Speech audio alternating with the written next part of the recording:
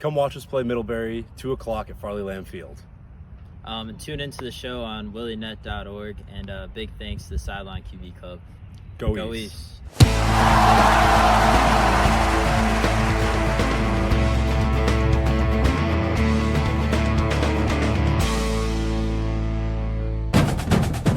Come all ye sons of William, sing as we march down the field.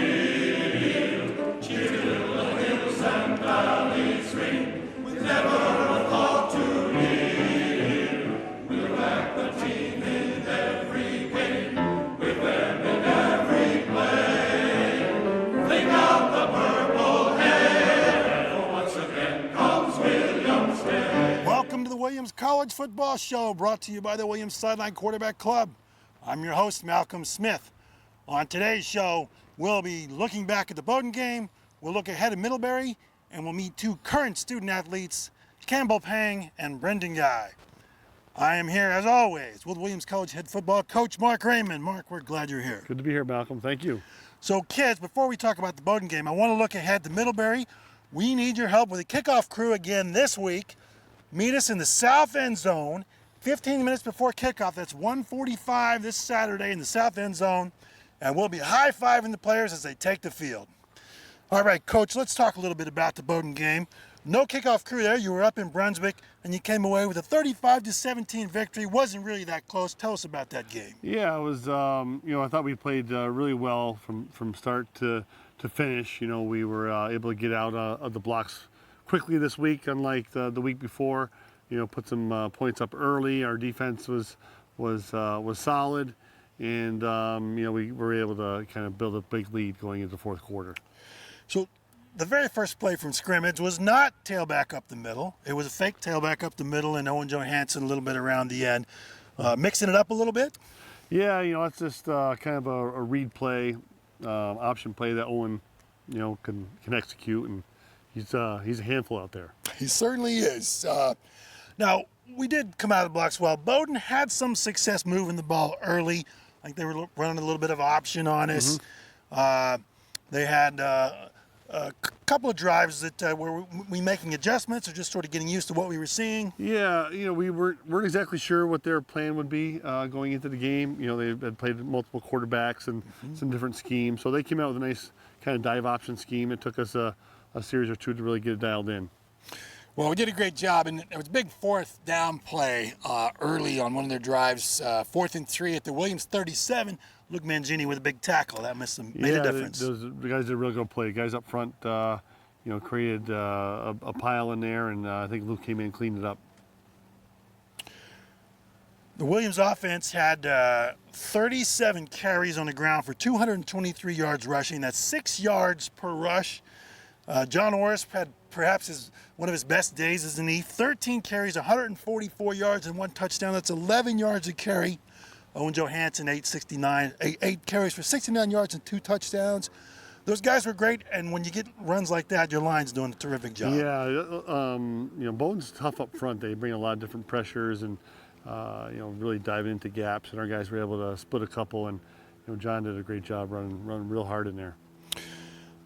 We were also able to pass the ball effectively. Didn't have to do it a lot, but 12 attempts, 8 completions, 105 yards, and 2 touchdowns. Did we just sort of take what we needed there? Yeah, we were able to, when we had the run game going, it kind of opened some things up when they start creeping up into the line of scrimmage, and we were able to get some big plays throwing the ball. So defensively, I think maybe the man of the game, George Papadopoulos, with 2 interceptions on defense, the senior defensive back, including an end zone pass, a halfback pass they tried into the end zone. Yeah, Pop did a great job. He baited the first interception that he got around midfield, and then the one he made on the one in the end zone was a great play going back for the ball on a double pass. And also pretty effective against the run. Luke Mangini led the team with 15 tackles, 4 tackles for loss. Zakai Moore with 6 more tackles and 3 tackles for loss. Got to be pleased about that. Yeah, they did a nice job. I thought we tackled well as a team Saturday, which was great. And as I said, I think our defensive line did a really nice job of clogging up some lanes as well. Now, last week on the show, we had a couple of defensive ends, Les Williams and Ted Massingham. Unfortunately, Les was watching this game from the sidelines with his arm in a sling. Yeah. Ted jumped in right in to help him. Talk about the next man up philosophy. Yeah, he did. It was impressive. Leslie went out early, and Ted, who'd been, just practicing hard and getting ready, he did a great job in relief. All right, we don't want the game, the broadcast to go by without talking about interception. A third interception, a freshman Jackson Pfister from Manalapan, New Jersey, got his first, hopefully of many. Yeah, we hope so. He's got a chance to play a little bit Saturday, and really made a nice play on a ball down the sideline. He certainly did. Now, as we said, the final score was 35-17, but that was after 14 points in the fourth quarter from Bowdoin. It didn't really matter much. It was 35-3 going into the fourth quarter. Did we empty the bench? Did we get everybody on the field, Coach? Yeah, we got a lot of new guys in, which was great. Got to see some guys who haven't had an opportunity to play yet, and they went in and did a good job. They certainly did. And I'll mention the kickoffs this time were handled by a freshman, Will Kramer from Del Barton School. He had 6 kickoffs and 5 touchbacks. He did. Yeah, he's got a strong leg, and we were able to get him out there and knock a few of them in the end zone. Now we've got strength and accuracy in punter and place kicker Leo Maiolo. Leo had 3 punts, 43-yard average. He now leads NESCAC 45 yards per punt, and he was 5 for 5 on PATs. Yeah, he did a great job. Leo's a weapon out there. He's been great hang time, a lot of distance, like you said. He's done a great job for us, changing the field position. Okay, Coach, let's go look at some highlights from the Bowdoin game. Here's a 50-yard TD pass from Owen to Zach Falls here. Here's the end zone shot. Come off play action, really good protection versus the blitz. And Owen put it right out on a really great catch Right on the by numbers. Zach. Right on the numbers. And there's another touchdown run by Owen. Johansson here down in the red zone. Kind of a little. Was that a read? Yeah, he's got a read out here. He can get it. He's a couple different reads here. He can get it in the pass game or run the ball open right up for us, and Owen took it home. Very good read. There's Leo again. Here's another touchdown here. This will be should be John Orris finishing off a run. As you mentioned here, he had a great day. Some real good blocking. Great, slipped a couple tackles there and found the end zone. He's got a nose for it, that's for sure. First guy rarely brings him down. No, he's compact, tough kid. Keeps his pad level low. As you can see, they're going to pressure us here a little bit, and Owen does a great job getting us in the right play. And kind of the old line and John do the best. There Big it is, great hole, job by big hole. Cam McGuire right there. And downfield touchdown. blocking. Absolutely. All of it. And there's an interception by George here. You'll see a better look at it from the tight. He's right down there in the middle of the field, number 17. Shows himself. Looks like he's going to go the other way. Comes back, picks it off. It's a great job. Deceptive. Absolutely. Welcome back to the Williams College Football Show. I'm your host, Malcolm Smith, and I'm joined today by 2 student athletes, Campbell Pang and Brendan Guy. Guys, home games, we've got Middlebury coming up. Home games, you're being greeted in a new way as you leave the locker room. The kickoff crew, the kids down there giving you high fives. Campbell, is that a thrill? Yeah, it's so awesome to see all the kids come out and support the team. Brendan, I understand you've got a personal connection to the kickoff crew. Yeah, my little brother Brady, he's 9. He really enjoys it, and we love it. It's a great way to get us excited when we come out. All right, kids, so that's 15 minutes before kickoff this Saturday. That'll be at 1:45. Meet here in the south end zone for the locker rooms, and we'll high-five these guys and everybody else in purple when they come onto the field.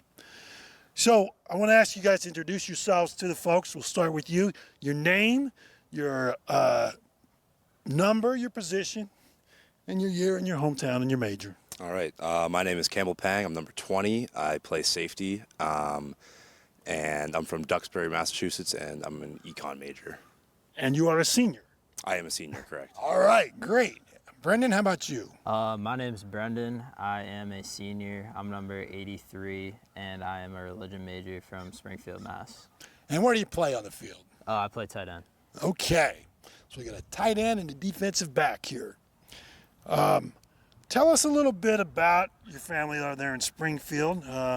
Who's still there? Maybe who's gone? And Yeah, so I'm actually the oldest of four. I have three younger siblings: a 9-year-old, a 14-year-old, and an 18-year-old who just left for Bentley. Yeah, it's exciting. yeah, that's great. Campbell, how about you? Your family's in Duxbury. That's correct. So I have my mom, my dad, and then my younger sister Ava, who is a junior at Richmond, and then my brother Everett, who's a junior at Duxbury High. Okay, and so you guys, I understand, have a little bit of body ink going on there. Campbell, you got something family related. Maybe you could tell us about that a little bit. Yeah, so right here inside my right bicep, I have my family name in Chinese, so Pang, and then me and my brother. No, sorry, not my brother. My dad and my sister both have that tattoo. My brother would have gotten it, but he wasn't old enough. Got it. Even with parental consent, wouldn't do it. Nope, wasn't able to get it done. Okay. And Brendan, you got a lot going on here. Tell us about your tattoos. Yeah, I mean, I clearly have a lot. Long story short, it's just a couple of them are pay tribute to some family members that passed away, and some other little meaningful stuff tied in there. All right. So you guys, as I understand it, both knew each other before Williams, so to speak. You played against each other in the Massachusetts Super Bowl. Is that right? Yes, that's correct. Our sophomore year. And maybe we should let Brendan tell us what happened. We beat them pretty good. They put up a good fight though. Yeah, it was good. We did beat them though. Actually, fun fact, one of like my favorite pictures from high school is actually I was blocking Pang, and I've like looked at it all the time. It's on my Instagram and stuff. And like maybe like a year or two ago while we were here, he was like, "Oh, that's me," and I didn't even realize that was him like this whole time. You got past that block, didn't you? Yeah, definitely. I think I made the tackle too. Do you have a different memory of that game, or was it described accurately? I don't know if the beatdown was quite as big as Brendan made it out to be, but they did win. But yeah, still a great memory. Going to the Super Bowl, Gillette Stadium, to play with my high school team. It was awesome. Quite an honor. Now, talk to us a little bit about Duxbury High School. Quite a few students on the team here from Duxbury. What was it like being at Duxbury? Did it prepare you well academically for Williams? What kind of courses were you taking in high school? Yeah, I would definitely say that it prepared me well for Williams. The teachers there, and then also like just the greater community, the students, very, very welcoming and supportive. And then also like the football side of it, the coaching staff was great. They really like built your confidence and brought out the best of you as a player. Great athletics and a great academic experience. And Brendan, you are a graduate of Springfield Central High School, so we got two public high school guys here. Talk to us a little bit about Springfield Central and what that was like. Yeah, Springfield Central was an amazing opportunity. It's a great school. With tremendous athletics, but also a really good education. We send a couple guys every year on average on the football team to Ivy League schools. Not as much NESCAC, but I'm going to NESCAC. We send a couple guys to Bentley. So yeah, really good education, a great football program, and just good athletics all around. And they really paved the way for me here at Williams. Now, you are a senior on this year's team at Williams. There are quite a few seniors on the team, lots of underclassmen. There's been a lot of guys having to sort of step up, but one of the things that's really been remarkable this year is the blocking really across the whole field. People think that tight ends and wide receivers just catch the ball, but there's a lot more to it than that. There's really a lot of downfield blocking. Talk to us about what your assignments are. Yeah, well, I think you're definitely right. We've been killing it, I think especially at that tight end position. Me being a tight end, I see it a lot on film, especially Riley and Sam Jaffe are doing a tremendous job.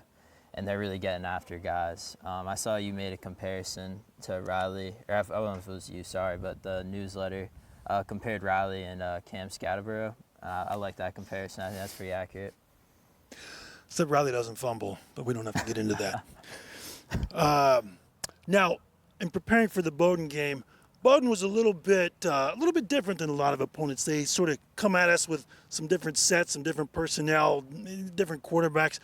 Talk to us a little bit about sort of how you, on the defense, prepared for kind of a Bowdoin team that was maybe a little hard to predict. Yeah, well, going into the game, the previous 3 games, they ran 3 different offensive schemes. So we really didn't know what we were getting, and Coach Mack told us that before the game. But I think that is one of the reasons that we were able to play so successfully is because we weren't thinking about what are they going to do. All we had to focus on was doing our things correctly, executing at a high level, and the score took care of itself. Well, you did them both very well, and held Bowdoin to 3 points until the fourth quarter, and after that it was really just getting a lot of guys on the field. Talk about the youth in this team, Campbell. There are a lot of younger guys that are seeing some field time this year. Yeah, that's certainly true, and I think that the guys that have seen the field, they've stepped up in a big way. It's definitely daunting being a freshman and being asked to go out there and play with guys that are 3, 4, 5 years above you, like older than you. But they've all stepped up to the plate. They've played very well. Just like I said, focusing on what they're supposed to do and executing. They certainly have. And Brendan, this sort of a similar thing on offense. There have been some injuries coming into the season and some throughout the season. The next man up mentality is a big deal this year. Yeah, for sure, without a doubt. We've definitely seen that on offense too, specifically with our receiver position. We've got guys moving around and younger guys stepping up, and it's just, I think that shows that there's just a lot of guys that are in the playbook and know their stuff and are ready to go, and they'll play 100%. Now, quite a few of the football players we've had on the show this year have been to Italy. That seems like the place that people have been going lately. And I understand you guys were both in Rome last spring. Brendan, you want to tell us about your experience in Rome a little bit? Yeah, we had a great experience in Rome. It was a blast. We were also able to visit a bunch of places in Europe, and we were actually there when the Pope died too. So that was kind of being a part of history, which was really cool. And yeah, it was just a great overall experience. I think my favorite part had to be the food, though. It was delicious. Fantastic food. Campbell, what are your memories of Rome and Europe? I mean, just all around unbelievable experience. If you have the opportunity to do it, I would definitely recommend it. Because when you're going to be in your 20s with no real responsibilities, just traveling around Europe, it's awesome. But yeah, like the people in Rome were great. The food, like Brendan said, was phenomenal. And just like the experience to travel around with my friends was awesome. It's a remarkable opportunity. Now, maybe that's the best time you've ever had on. Well, I'm not going to call it vacation because you were working too, I'm sure. But let's tell folks about the best vacation that you ever took. Where'd you go? What'd you do? Best vacation that I've ever been on. I would say when I went to Greece with my family and then my cousins. We were able to travel around to a bunch of like the little islands in Greece and kind of just get like a sense of like the culture that you don't get in like the main cities that people usually go to. So you might be moving to the Mediterranean after you graduate, huh? I mean, I'm not going to close any doors, but I don't think that there's that high of a chance. Fair enough. Brendan, summer vacation, the best summer vacation you've had. Where'd you go? What'd you do? I would probably have to say the Bahamas. My sophomore year, I went there with my family. And having like all the younger siblings and stuff, they're all playing sports and constantly so busy, so it's hard that we can get everybody to go on vacation for a full week, but we were able to do that, and I think it was a great time, and hopefully do something like that soon. So you guys are both very well traveled. Talk to me about some of maybe a great restaurant that you've been to while you were traveling. Brendan, we'll start with you. If we were going to go to any restaurant in the world, maybe it's just a hometown, I don't know, where would you take me? Yeah, I'm buying, by the way. I'm buying, so don't worry about that. I'll probably go. It was my favorite restaurant in Rome. I probably went there like 15 plus times. It was called Trattori Lilies. I might have the pronunciation a little off, but it was delicious. I got the carbonara almost every time, and it was really cheap too. And the service there was phenomenal, and it was some of the best food you'd eat, genuinely. Brendan, cannot forget the food in Rome. Campbell, how about you? Any restaurant in the world, where are we going? I would also have to pick one from Rome. When my mom came to visit, we went to a Michelin star restaurant called Pulejo, which first time being to one of those, but I mean, service was unbelievable. Food was even better. Different style than I'm used to. Like there were a lot of like little tiny courses, but just the things they were able to do with the food, it was like I'd never seen anything like it. Now, they do have a lot of smaller courses, and you kind of think you're done, but then they bring out like the big stuff, right? Is that how it works? Yeah, that's correct. They kept bringing stuff out when we thought it was done. Okay. Well, speaking of big people that eat a lot, I want to know who's the funniest person in the locker room now. Who keeps you guys laughing, Brendan?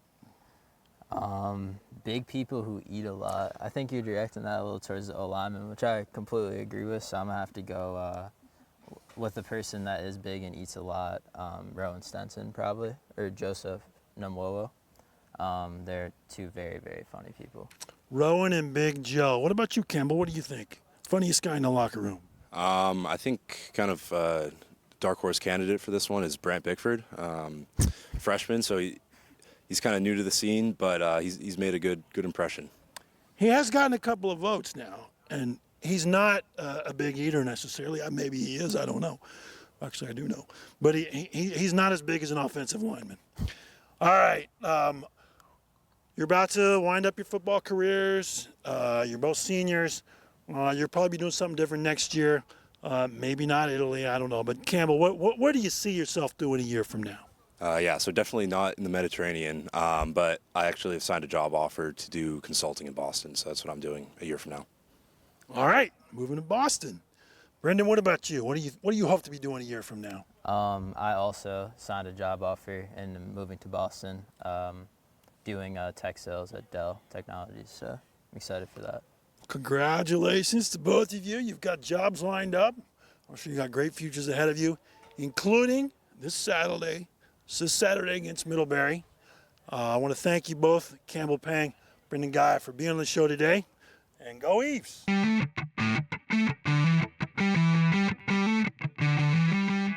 Welcome back to the Williams College Football Show. I'm your host, Malcolm Smith, here with Coach Raymond. Coach, let's talk about the Middlebury Panthers coming to town on this Saturday, October the 11th at 2 p.m. right here at Farley-Lamb Field. You can catch that game live or on eSports. And kids, remember, we're doing the kickoff crew again this Saturday. So right down here in the south end zone, 15 minutes before game time at 1:45, we'll be high-fiving the players as they come onto the field. Coach, Middlebury comes into this game at a little bit surprising 2-2. They were, frankly, beaten pretty soundly by Amherst last week, 27-17. Talk to us about Middlebury. They're dangerous and a talented team. Yeah, no doubt. They have a lot of people back from last year's team. They kind of dug themselves a little hole last week with a couple turnovers, but they kind of got themselves back in through the air and some good defense. So we're going to have to be certainly prepared for that. No doubt. Middlebury's currently second in NASCAC in passing, 241 yards a game. How do we stop them? Yeah, we're just going to have to be much more disciplined than we've been. Get a great pass rush and, play the football in the air. They're led by senior quarterback Brian Moran, number 12. He's 6'4", 215 pounds, pocket passer. He's a big guy. He is. He's a really good passer. He moves around well for a big man, and he's got a lot of experience. His two favorite targets are senior wide receiver Micah Honan, number 8, who's fourth in the conference right now in receiving at 5.3 receptions per game and 87 yards per game. They've also got a freshman wide receiver. Yeah. Go ahead. Yeah, he's a young kid. He's got 14 catches on the year and a touchdown a couple weeks ago, so he's someone they're targeting quite a bit. We're going to have to we're going to have to Yeah, be it's ready. Lewis Kuberger, number 17, currently 9th in NESCAC. So he and Ahonen are a dangerous duo. Absolutely. And then there's some danger on the ground, too. The 4th leading rusher in NESCAC, Connor McClellan, number 2, 6 feet, 210 pounds, not a small guy. No, he's a good back. You know, he hurt us last year with a couple big runs, and he's ripped a couple off this year. A big one against Colby, a big one against Amherst. So he's a guy that can break some tackles and can break away too. All right, we've got our work cut out for us on defense. Let's talk about the Panther defense, which is also excellent. They are 4th against the rush and 2nd against the pass in NESCAC. How are we going to move the ball against those guys? Yeah, I mean, we just got to continue to get better at what we're doing. You know, we've been pretty balanced lately, at least in the touchdowns and yardage. And we got to be able to complete passes and run the ball in short yard situations. The defense for the Panthers is led by 2 linebackers, really. Matt Shaw, number 44, 8.3 tackles per game. He's a sophomore, as is, he's a junior. And then they have sophomore Tommy Schwartz, number 49, 6.5 tackles a game and 1 sack per game. Yeah, linebackers are good. They've, they got some experience there.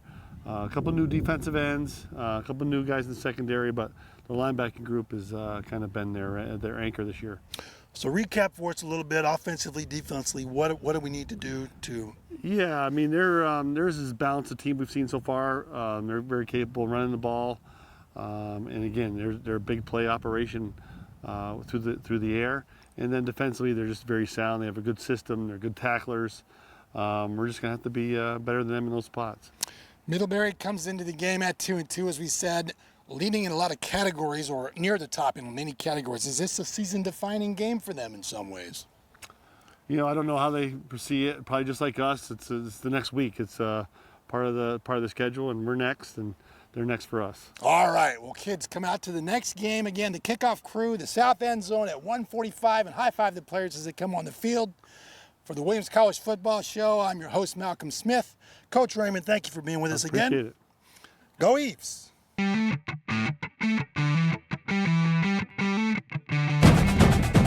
Come all ye sons of William, sing as we march down